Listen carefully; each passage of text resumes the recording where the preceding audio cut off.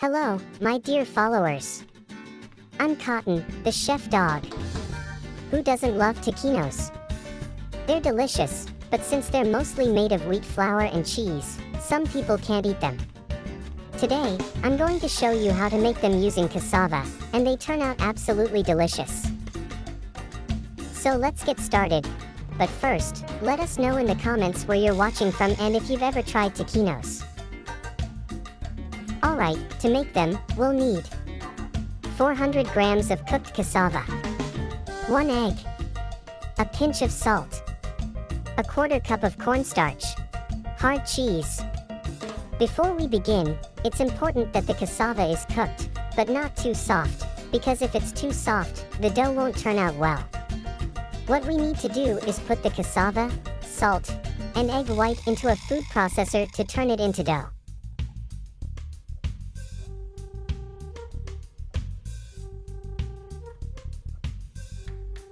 Then we add the cornstarch and keep mixing until everything is well integrated. You'll get a soft dough like this.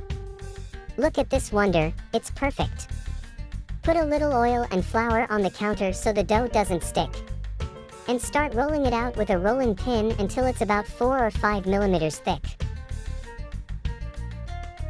Then, using a knife or pizza cutter, make strips about 2 centimeters wide. Place the cheese and wrap it completely along the length and then in a circular shape. And that's it. Repeat the process and then fry them. If you want to make them in an air fryer or oven, use the egg yolk to glaze them so they look nicer. With the oil hot, place the tequeños to fry. And we're done. Look how delicious they look, nothing to envy the originals. I'm going to taste them to make sure they're tasty. Indeed, they're delicious. We've finished. I'm happy to share this recipe with you. If you liked it, don't forget to leave a like and subscribe so you don't miss any of my recipes. I'm Cotton, the chef dog.